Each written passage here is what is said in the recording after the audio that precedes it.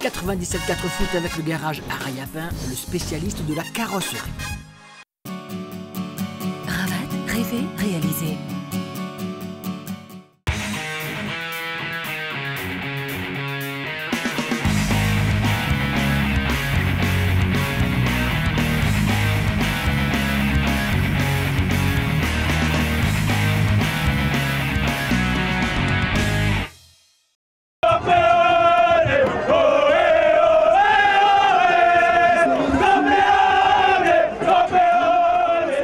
Voilà, la joie des Saint-Pierrois au coup de sifflet final, joie légitime évidemment, ils étaient champions de la tête de beaucoup de personnes, ils le sont officiellement depuis cette victoire acquise sur la Saint-Pauloise 4-0. On va vous parler, vous l'avez bien compris, de tout cela, mais également de cette 21e journée du championnat. Bonsoir et bienvenue dans votre émission 97.4 foot et pour vous parler donc de cette journée de championnat mais également des Créopolitains de la deuxième partie de ce magazine, nous recevons Michael Payette. Michael, bonsoir. Bonsoir Alain, bonsoir à tous. Michael, c'était, on dirait, attendu depuis très longtemps, hein. Officiellement ce n'était pas encore fait. On peut regretter peut-être qu'il n'y ait pas eu plus de monde au stade Michel-Aulnay. Oui, c'est le seul regret qu'on peut avoir puisque cette Saint-Pierroise a tout fait bien jusqu'ici, hein. Elle a fait ce qu'il fallait. Comme disait son capitaine Quentin Bosso, ce n'est pas donné à tout le monde de remporter 20 matchs en 21 journées. La Saint-Pierroise est toujours invaincue. Je crois que de mémoire, seule la Tamponaise en 1992 avait réussi à terminer championne invaincue. Donc la Saint-Pierroise marche sur les pas de la Tamponaise. Elle est même partie pour faire encore mieux et c'est vrai qu'on aurait aimé avoir un bel engouement, une grosse ferveur autour de cette équipe qui, rappelons-le, est championne pour la 3e année consécutive. On nous promet une belle fête du côté de Saint-Louis dans le derby sudiste traditionnel classique Saint-Louisienne Saint-Pierroise dimanche prochain. On essaiera évidemment d'y être. Alors, cette Saint-Pierroise n'a laissé aucune chance à la Saint-Pauloise, donc ça c'est pas une surprise. Et puis surtout, ces Saint-Pierrois ont développé un jeu collectif de très bonne facture avec, vous allez le voir, des buts de toute beauté. Le résumé de cette rencontre. Là voilà l'équipe championne 2017, la version de cette Saint-Pierroise, donc avec tous des joueurs potentiels titulaires de n'importe quelle autre formation de notre championnat local. Et les choses vont partir sans round d'observation. Farid Azem, 7e minute, qui s'appuie sur Jean-Michel Fontaine. Alors qui va finalement revenir sur le côté droit avec Ricardo Soffi dans le centre, remisé de la tête par Jean-Michel Fontaine. Et le reste, c'est Quentin Boesso qui se charge donc d'exécuter la sentence. 1-0 à ce moment-là pour l'équipe Saint-Pierroise.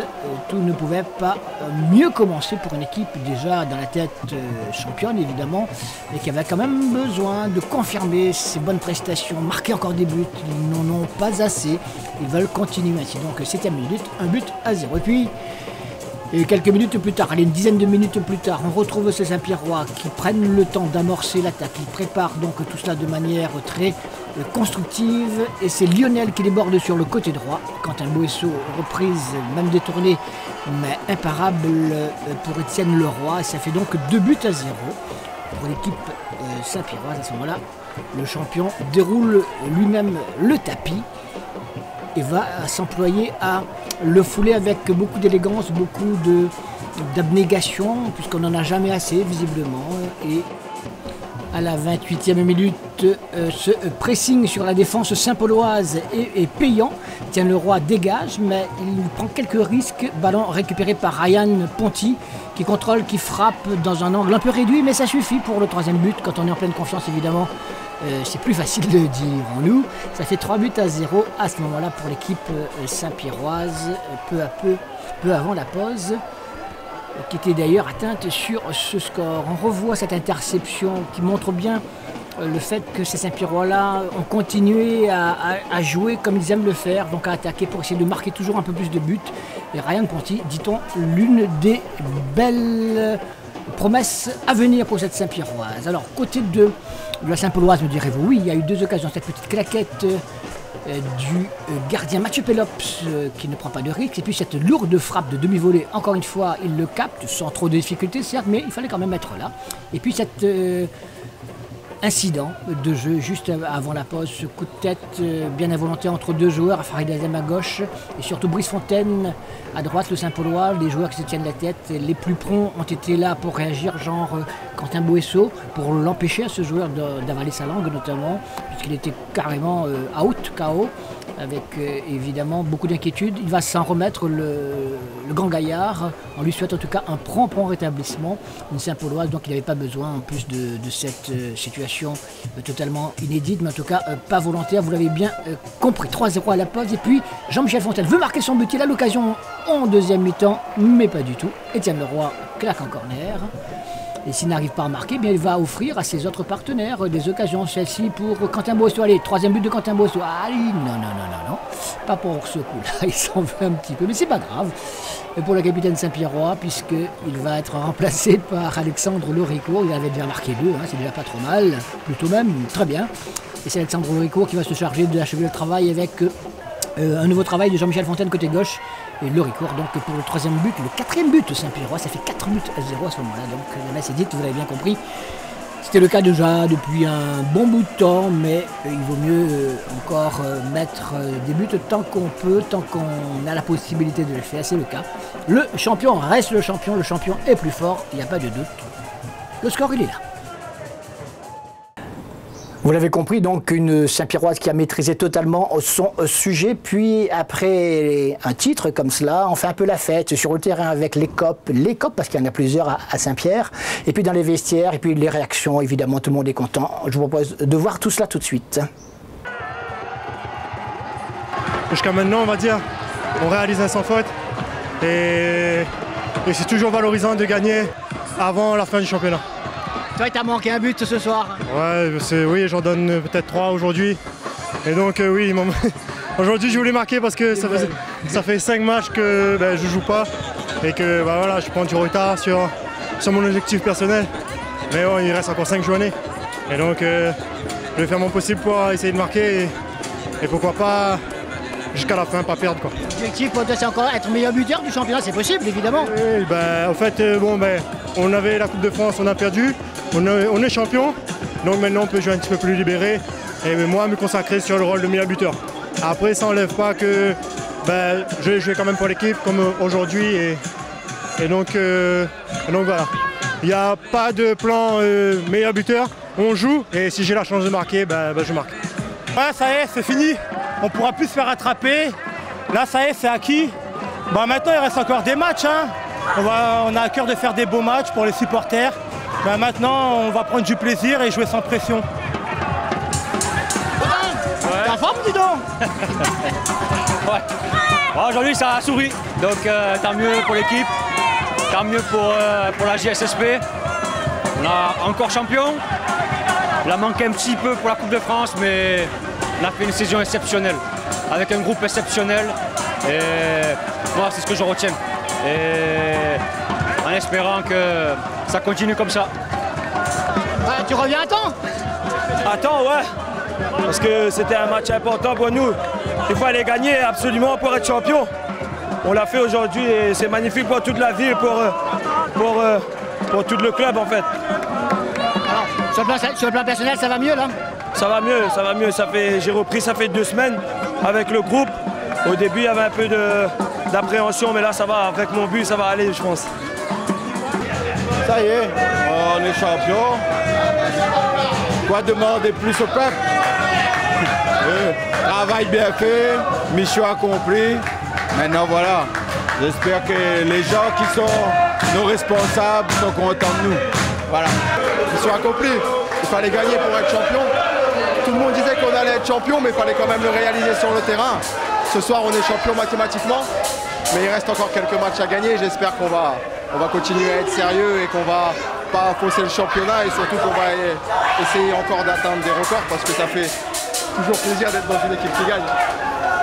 Voilà donc pour le haut du tableau, la Saint-Pierroise donc avec l'objectif d'essayer de terminer invaincu ce championnat. Et puis dans la deuxième partie du classement, par contre, les choses sont très très compliquées parce que lors de la semaine écoulée, le SDFA dernière au classement, avait un match en retard contre la Petite-Île. Elle a gagné. Donc on va d'abord voir ce match et puis on va analyser ce qui a pu se passer ce week-end. Donc le SDFA accueille la Petite-Île, obligé le SDFA avec 7 points de retard sur l'avant-dernier de gagner au risque sinon de couler. Bien, ils ont gagné. Le résumé de cette rencontre tout d'abord. Avec en position, Renan Lédélec en pointe. Oui, on a fait un petit changement dans ce sens et ça a marché aujourd'hui. Donc il a des qualités de buteur et on l'a vu encore ce soir. Content pour le groupe parce que ça fait depuis un moment qu'on bosse. On n'a pas cette chance dans les matchs et là aujourd'hui on marque d'entrée alors que la semaine dernière, 15 jours sans prendre un but d'entrée. Donc après ça change tout le match et puis après on a essayé d'appliquer les consignes que j'ai mis en place, que nous avons mis en place et ça a marché. Ils en avaient besoin, les joueurs du SDFA, c'est-à-dire marquer les 4 points de la victoire. Pour cela, ils ont compté sur les réveils de Jérémy Vasquez, qui dès la 2e minute plante le premier but de cette équipe zénisienne face à une équipe de la Petite-Île, un petit peu sans doute encore sous le coup de son match du 7e tour de la Coupe de France. Eh bien, ces Petits-Îlois ont eu un petit peu de mal à rentrer dans cette rencontre, au point qu'ils vont finalement caisser un 2e but que vous ne verrez pas comme moi, puisque c'est Nédélec qui le marque. Le temps de s'en rendre compte, c'est trop tard. Ça fait donc au tableau d'affichage 2 buts à 0 pour le SDFA. Ça faisait tellement longtemps qu'ils attendaient cela. Et puis, toujours en première mi-temps, l'équipe de la Petite-Île réduit le score par Nativelle, donc 2 buts à 1 à la pause pour les joueurs du Sud Sauvage, les joueurs de Jean-Marc Payet. Tout est encore possible, eh bien, il n'en sera rien.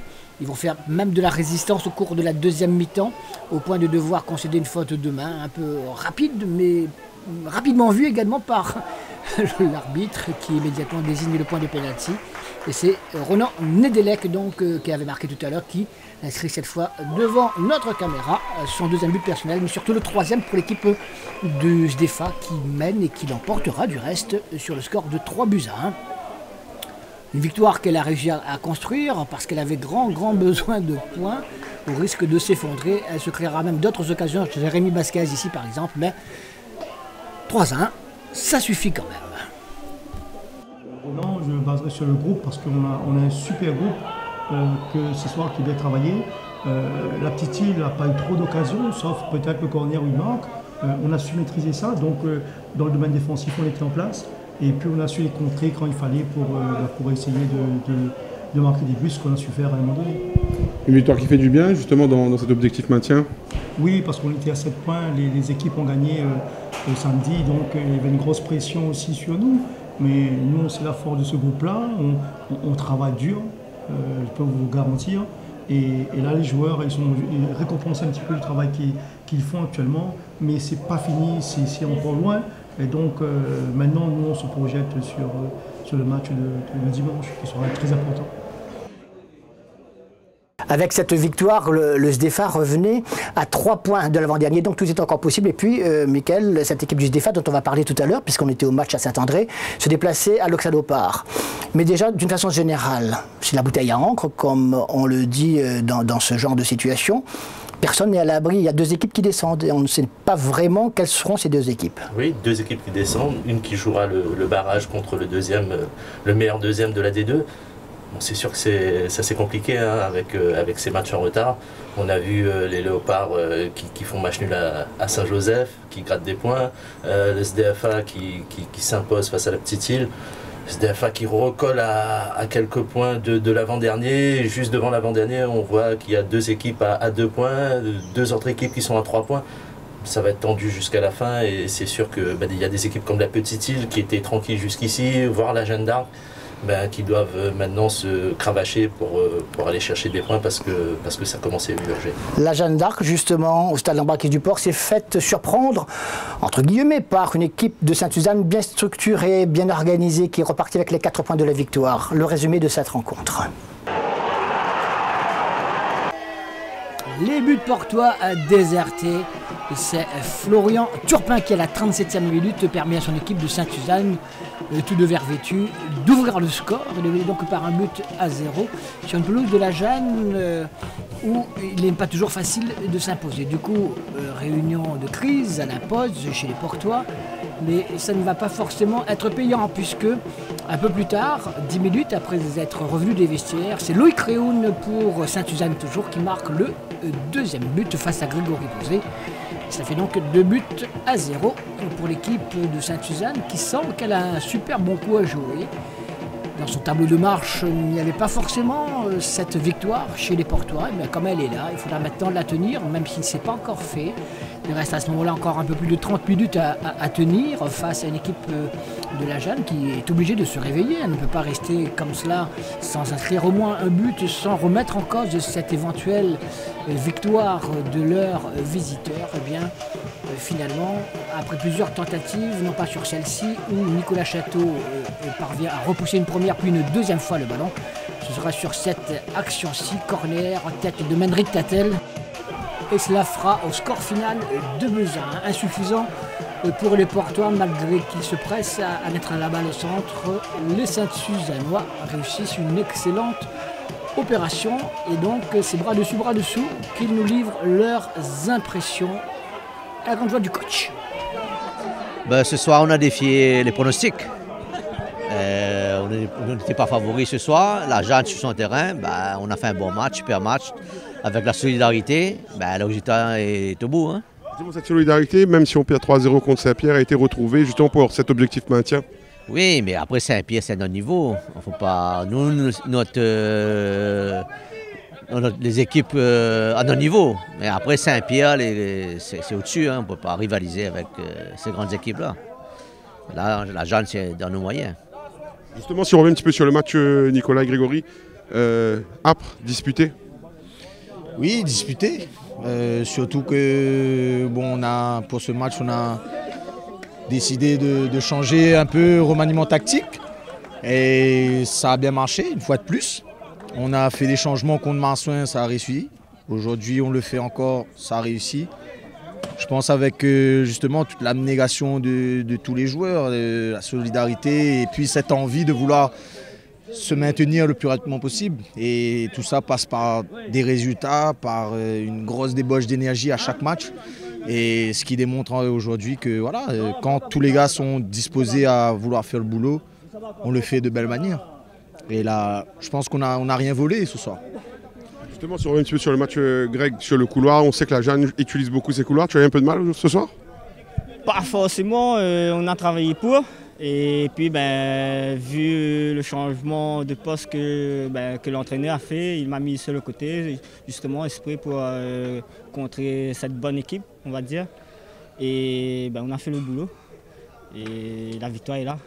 Nos amis portois donc avec quelques questions que l'on peut se poser aujourd'hui. On se demande si on va revenir au stade d'Embarquise du Port parce que tout simplement notre caméraman a reçu des menaces de la part de quelqu'un qui se présenterait comme un dirigeant de la Jeanne d'Arc. Donc on va peut-être réfléchir à deux fois avant de ramener notre caméra du côté de l'Embarquise. Tant pis pour le COP portois qui nous a toujours très bien accueillis, pour d'autres dirigeants également. Mais là, je crois que la limite a été dépassée, et surtout quand on fait nous cela de manière bénévole. Si en plus on doit subir des menaces, ça ne va pas aller du tout. Donc pour les Portois, pour l'instant, point d'interrogation. On va parler justement de cette rencontre, Michael, Oxa Léopard, SDFA. Le SDFA, on l'a dit, on l'a vu, a réussi une belle opération battant la Petite Île en match en retard. Elle espérait récidiver, mais en face, il y avait une Oxa Léopard qui avait encore grand besoin de points. Vous avez vu cette rencontre qu'en retirer d'une façon générale? On a vu deux équipes qui étaient plus animées par l'envie de gagner que la peur de perdre. Et de marquer aussi. Oui, c'est vrai. Ils avaient envie de marquer. Plein d'occasions. Il y a eu plein d'occasions. Un match très alerte, surtout en deuxième mi-temps, à partir du moment où les Léopards sont repassés devant, puisque les Léopards étaient menés et ils ont réussi à renverser la vapeur. Une équipe du SDFA qui n'a rien lâché. Ça se voit qu'on est en fin de saison. Ils jettent tout dans la bataille pour survivre justement, pour survivre dans ce championnat. C'est sûr que ça nous promet de belles rencontres sur la fin, puisque les deux équipes ne sont pas vraiment décidées à lâcher le morceau comme ça. Stade Baby-la-Rivière de Saint-André, Oxa Léopard, SDFA, 4 buts, 2 de chaque côté. Et c'est Jérémy Basquez qui va être le premier à la finition de cette action du SDFA. Tranquillement, donc il trompe à la mêle le gardien de l'Oxa Léopard. Et ça fait donc 1-0 pour une équipe dionysienne qui croit continuer sur sa lancée, qui est bien en jambes, bien en place, et ça va être payant. Malheureusement pour elle, toujours dans cette première mi-temps, cette faute à 25 mètres des buts de Guillaume Lopp, le gardien du SDFA. Un coup franc signé Loïc Bertil et non Grégoire Guigné qui va se racheter tout à l'heure en marquant le deuxième but. Mais pour l'instant, c'est Loïc Bertil qui donc de sa patte gauche qui trompe le gardien dionysien. Cela fait un but partout, score à la mi-temps. Une équipe de l'Auxalopard qui a besoin, on dira, de reprendre rapidement confiance parce qu'elle sait que à domicile, elle ne peut pas se permettre de lâcher ainsi des points, surtout face à un adversaire qui ne demande que ça, revenir dans la course au maintien. Et dès le retour des vestiaires, c'est Grégoire Guigné qui va donc être à la réception de cette action en côté gauche dans un premier temps. Et finalement, donc, c'est lui qui va conclure 2-1. L'Auxalopard, à son tour, croit tenir les choses en main, avoir les cartes. Eh bien, il n'en sera rien, malgré cette nouvelle tentative pour essayer de faire le break. Et le gardien Lopp est à la parade. Alors, le SDFA a attendu son heure pour égaliser. Cette heure arrive sur ce coup de tête de Jonathan Duguin. 2 buts partout, ce sera le score final, mais pourtant c'était un match très animé avec beaucoup d'actions et l'envie indéniable de repartir avec les 4 points de la victoire, ou alors empêcher cet adversaire autant que possible de s'imposer. Eh bien, il va y avoir beaucoup d'occasions. On en a choisi quelques-unes. D'abord, celle-ci des Saint-Andréens avec une bien belle envolée du gardien dionysien. Le SDFA réplique ce tir de Basquez renvoyé par Alamel. Ce n'est pas fini. On repasse de l'autre côté avec toujours l'Auxalopard. Une sortie qui n'est pas totalement réussie et sauvée par la défense dionysienne avant que, à leur tour, les Dionysiens, par le même Jérémy Vasquez, va s'infiltrer, mais ça passe au-dessus. Même si les dernières occasions, on le verra sur nos interviews qui suivent, sont plutôt Saint-Andréen. Le score final, donc 2 buts partout. Allez, tout le monde est content, non? Malmené par cette équipe d'SDFA. Oui, je dirais qu'on ne s'attendait pas à ça. De toute façon, les équipes se battent jusqu'au dernier moment. C'est sûr qu'on pouvait faire mieux. Mais après aussi l'adversaire a besoin de points aussi, ils se sont battus pour, je dis, le résultat nul est logique pour eux. Peut-être pas pour nous, on n'est pas satisfait du résultat. Mais pour aller chercher, si on veut se maintenir, il faut se donner encore beaucoup plus et faire beaucoup plus que ça parce que c'est pas suffisant ce qu'on fait. C'est sûr qu'ils ont voulu un peu de l'os, mais c'est normal, c'est tout à fait normal pour eux. Patrick, si on revient un petit peu sur on n'a pas su bonifier en fait le résultat de mercredi par rapport au score 3-1 contre la Petite Île. On est encore au stade des occasions entières, ça devient une habitude en fait avec le SDFA. Oui, surtout en deuxième mi-temps. Mais après, le but qui nous fait pas mal, c'est à 5 minutes de la fin de la mi-temps, le coup franc. Alors qu'on aurait pu gérer cette partie-là en menant 1-0 à la mi-temps, je pense que ça aurait été autrement en deuxième mi-temps. On aurait pu se bloquer pour essayer de sortir de temps en temps. Et bon, après, c'est tant mieux aussi parce qu'il y a un jeu ouvert en deuxième mi-temps. Ça nous a obligés de partir offensivement parce qu'on a pris un but d'entrée. Donc c'était pas dans le plan. Donc bien joué l'équipe adverse. Et puis on a su égaliser et on a eu l'opportunité de faire 3-2 comme les Léopards ont eu l'opportunité de faire 3-2. Et c'est dommage, mais c'était un bon match. On prépare maintenant sereinement le match que je dirais capital, je dirais, devant 3 bassins samedi prochain. Allez, merci messieurs. On avait vu tout à l'heure la démonstration du champion 2017, la Saint-Pierroise, sur le plan collectif. On a vu là, avec quelle force, quelle abnégation, de beaux gestes également de la part de ces équipes qui jouent dans le bas du classement. Et puis, 2 équipes sont à la lutte pour la deuxième place. Ça me fait sourire parce que ce sont des équipes qui sont censées être au-dessus. Saint-Denis Football Club et Sainte-Marienne qui nous ont proposé un piètre spectacle. C'était samedi, donc du côté du stade de l'Est Jean-Yves Oula, 0-0 en plus.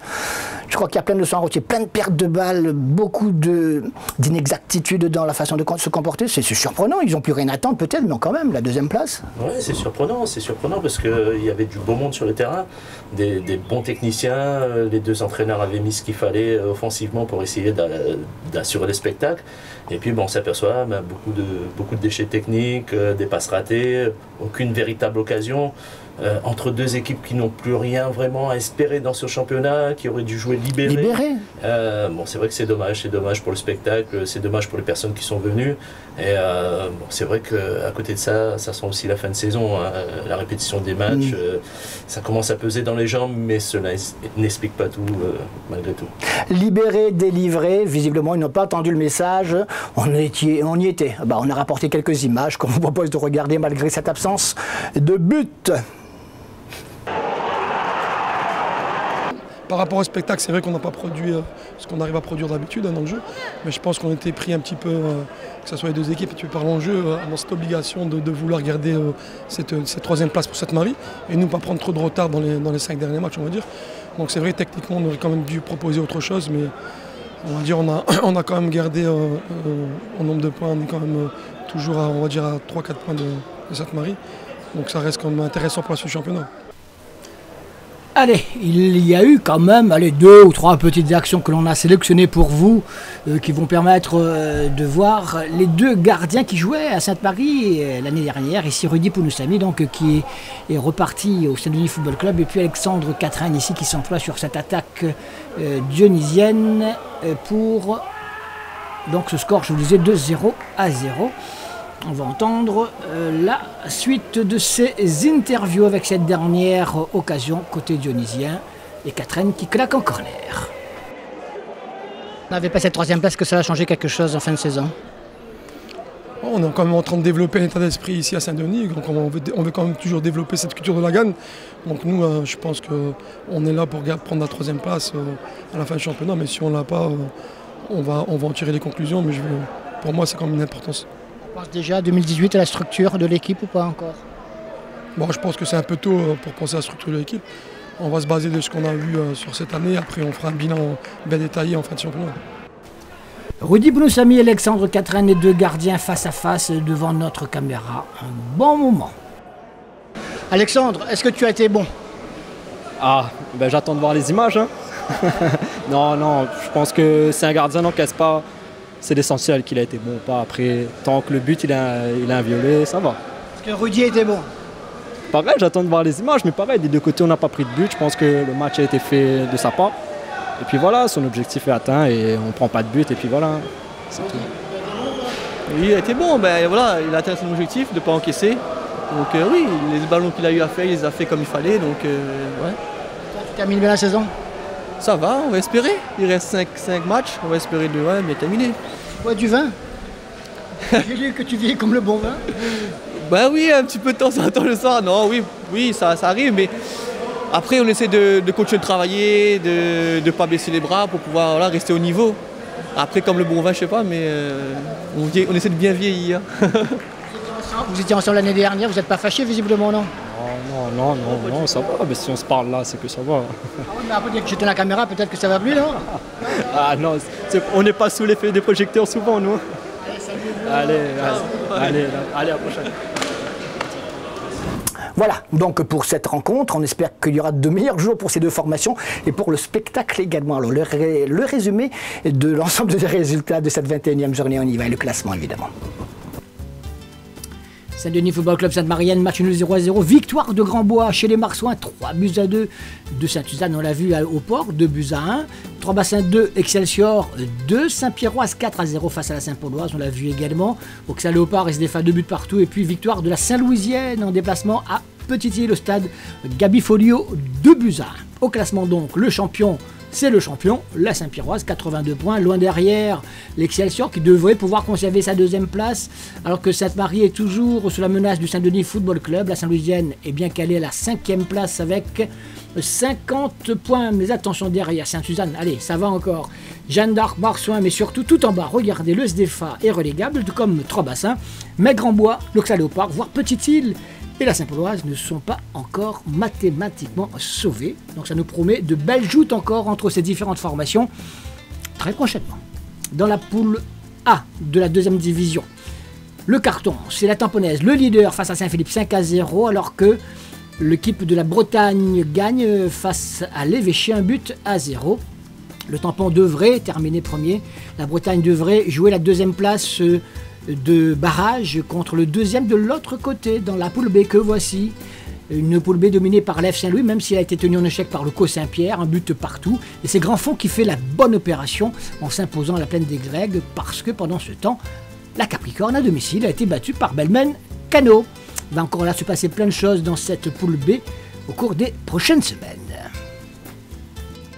Voilà, allez, on ferme cette page du football local, 21e journée. On vous donnera le programme de la 22e journée en fin d'émission. Pour l'instant, on attaque la deuxième partie avec Mickaël. Donc, des Créopolitains, vous le savez, notre principe. 3 top, 3, 2, 1, et puis 2 coups de cœur. Et on retrouve un certain Guillaume Waro dans le top 3, Mickaël. Pourquoi Guillaume? Ça faisait longtemps qu'on ne l'avait pas vu, en tout cas. Oui, ça faisait 2 mois que Guillaume était blessé, 2 mois d'interruption totale à cause d'une blessure à la cuisse. Et Guillaume est revenu. Il est revenu ce week-end. Son équipe s'est imposée contre Zurich, qui talonne les Young Boys au classement. Donc nouvelle victoire de l'équipe de Guillaume Waro qui revient, c'est de bon augure pour la suite. Et surtout, les Young Boys sont en train de changer un petit peu la donne dans le championnat suisse, puisqu'ils sont en tête avec 7 points d'avance sur le FC Bâle qui remportait tout depuis quelques années. Donc voilà, peut-être que Guillaume, en fin d'année, champion de Suisse, on va suivre tout ça. Le top 2 nous emmène en Angleterre, du côté d'Arsenal, Francis Coquelin. Oui, Francis Coquelin qui n'est plus titulaire depuis quelques temps. Il a perdu sa place avec le recrutement qu'a réalisé Arsenal durant l'intersaison. Il s'accroche. Ce week-end, Arsène Wenger a fait appel à lui dans le derby londonien face à Tottenham. Il est rentré, il a apporté sa sûreté, son impact physique, et Arsenal a conservé sa victoire sur Tottenham. Arsenal se relance dans le championnat. Arsenal revient au pied du podium, et Francis Coquelin qui prend du temps de jeu, et c'est vraiment une bonne chose pour lui, parce qu'il avait perdu sa place à cause d'une petite blessure, et là il revient bien, et je pense qu'il va encore donner satisfaction l'année prochaine. Et s'il y a quelqu'un qui est en forme en ce moment, c'est Ronny Rodelin, notre top 1. Oui, Ronny Rodelin, on s'était quitté il y a 15 jours avec une réalisation magnifique de Ronny Rodelin. Il a remis ça, sauf que cette fois, pour sa troisième réalisation de la saison, cela n'a pas permis à Caen de l'emporter, mais Caen arrache quand même le match nul contre Nice. Une belle reprise, on voit en image une belle reprise du plat du pied de Ronny. Et Caen peut dire merci à son Réunionnais, à son homme providentiel qui vient de la Réunion. On ne pourra pas dire, Mickaël, dans les 2 coups de cœur que l'on va voir, que l'on ne privilégie pas, qu'on oublie le football féminin, car 2 top féminins, 2 coups de cœur plutôt. Et l'une s'appelle Robert. Alors on connaît les Robert, Pierrot, le papa, le patriarche, Laurent, Bertrand et d'autres sûrement, et d'autres parmi lesquels Laure Robert. C'est la fille de Pierrot Robert? Oui, c'est la fille de Pierrot, elle a 12 ans. On l'a connue ici, elle a joué au Saint-Denis FC, elle a joué à l'USB, elle a fait ses débuts à l'USB, elle a fini à l'US Sainte-Anne. Et puis, très prometteuse, elle a cartonné au pitch en métropole, elle s'est fait repérer par Lyon, Saint-Étienne, Montpellier. Alors, pourquoi Montpellier? Une question d'affinité. Pierrot est parti depuis le mois de septembre avec sa fille pour l'accompagner. Laure a signé à Montpellier. Elle joue 12 ans, on voit sur les photos, c'est un sacré gabarit quand même. Oui, un sacré gabarit, une frappe du gauche comme le papa. Bizarrement du gauche, tous gauchers. Ouais. Tous gauchers dans la famille. Donc Laure, elle a 12 ans, elle joue avec les 13 ans garçons, elle s'entraîne avec les 15 ans. S'il n'y avait pas la limite d'âge, je pense qu'elle aurait pu jouer avec les 19 ans. En tout cas, c'est un beau parcours qui s'offre à elle. Son désir, c'est d'imiter Valérie Gauvin, qui est devenue professionnelle à Montpellier. Donc voilà, on va suivre tout ça, sachant qu'il y a aussi les 2 petits frères qui l'ont accompagné. Tony qui a signé à Latte, et puis Darren, 9 ans. Ils ont quel âge? Tony a 12 ans, il a signé à Latte, et puis Darren, 9 ans, qui a signé à Montpellier. Donc la belle histoire entre les Robert et Montpellier, ça continue.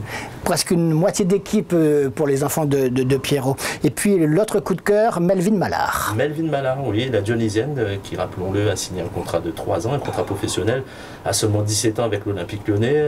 Elle a fait ses débuts, avec les pros. C'était il y a quelques jours en Ligue des Champions, match aller de la Ligue des Champions au Kazakhstan. Lyon a cartonné, Lyon maîtrise, et les maîtrises son sujet parfaitement. Des premiers pas intéressants pour Melvin, qu'on reverra sûrement d'ici la fin de saison, parce qu'elle continue à enchaîner les bonnes performances avec les U19. Elle a marqué encore un triplé ce week-end, donc Melvin Mallard à suivre. Voilà donc pour notre petit clin d'œil à nos expatriés, nos créopolitaines du reste, ce soir tout particulièrement. Merci Mickaël. Merci. La prochaine journée, semaine prochaine, week-end prochain, 22e, le programme. Des matchs qui, à 20h, se joueront le samedi soir et puis sinon, c'est le dimanche après-midi. Saint-Louisienne, Saint-Pierroise, Grand-Bois, Auxat, Léopard, Jeanne d'Arc, Marsouin, Excelsior, Saint-Denis, Football Club, Sainte-Marienne, Petite-Île, SDFA, 3 bassins, match à 10 points tout simplement, et Sainte-Suzanne, Saint-Pauloise. Voilà, on se quitte sur ce programme, vous faites votre choix et puis allez où vous voulez.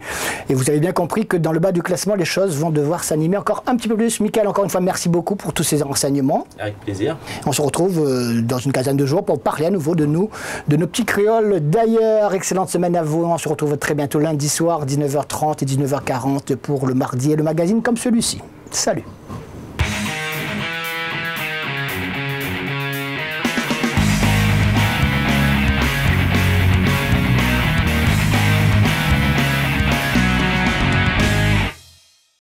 « 97.4 foot avec le garage Arayapin, le spécialiste de la carrosserie. Rabat, rêver, réaliser.